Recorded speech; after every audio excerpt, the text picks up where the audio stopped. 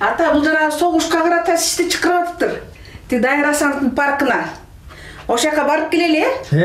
В честь празднования 72-й годовщины Великой Отечественной войны в столице проходит ряд праздничных мероприятий. В Парке Победы имени Дайыра Асанова сегодня был запланирован митинг-реквием, куда прежде всего пригласили и самих ветеранов. Сомнений, идти навстречу или нет, у Субахуна Байсалова не было. Собираться на мероприятие ветеран начал заранее. Еще до начала войны наш герой работал преподавателем в школе, а когда ему исполнилось 18, в 1942 году его призвали в ряды советской армии. Служил он во 2-й мотострелковой дивизии связистом. Их еще называли ушами армии. Участвовал в ключевом сражении Второй мировой на Курской дуге. Несколько раз был тяжело ранен. Тем не менее, он встретил счастливую старость. Сейчас ему 93 года. У него 8 детей и десятки внуков и правнуков.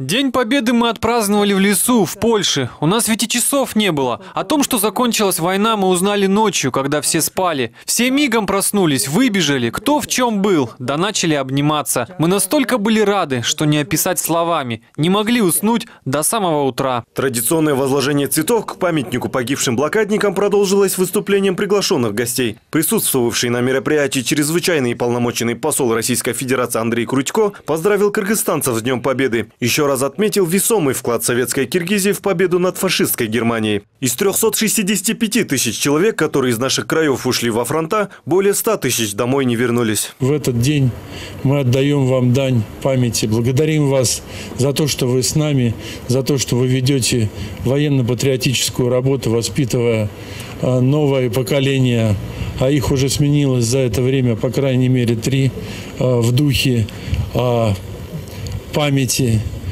того подвига, который был совершен в те суровые годы. Кроме тысяч людей на территорию нашей республики были эвакуированы и крупнейшие заводы, на которых, как отметил Андрей Крутько, днями и ночами граждане стран Советов производили оружие, которое после отправлялось на фронт, не говоря о продовольствии и прочем. Митинг-реквием также посетил председатель Совета ветеранов пограничных войск, ветеран афганской войны Сталбек Асакеев. Со слов мужчины, его бабушка в разгар Великой войны, вдобавок к 7 собственным детям, приютила и воспитала 4 эвакуированных маленьких ленинградцев. Даже не говоря о на фронт, продуктами питания, одеждой, снарядами.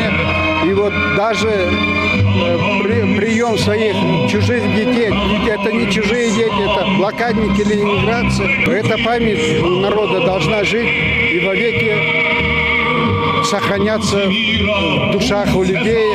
И вот эту эстафету, традиции, дружбу мы сохраняем и мы передаем грядущему поколению. На сегодняшний день в стране осталось всего 24 блокадника Ленинграда. Одна из них – Валентина Ащеулова. Недавно она отметила свой 80-летний юбилей. Когда она лишилась родителей и была эвакуирована из блокадного города, ей было всего 4 годика. Она и еще 40 малышей-сирот прибыли в Кыргызстан в грузовом вагоне. Здесь выросла и училась, а после работала в селе Сарои Иссык-Кульской области. Эвакуировали меня в телячьих вагонах, целый состав. Очень тяжело было. Жмыхом кормили до Краснодара, а потом в Киргизстан еле-еле выбрались в Киргизстан на телячьих вагонах. Нас было, малышей, 40 человек. Мне было ровно 4 года. Мы голодные, маленькие, плачем, где наши мамы. Но нам очень Киргизстан хорошо помог.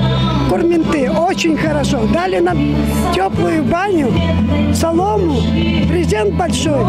Хорошо обеспечили. Сегодня в столице проживает около 1500 участников Великой Отечественной войны и тружеников тыла. 14 из них – блокадники Ленинграда. Айбек Айтбаев, Асхат Ибраимов, НТС.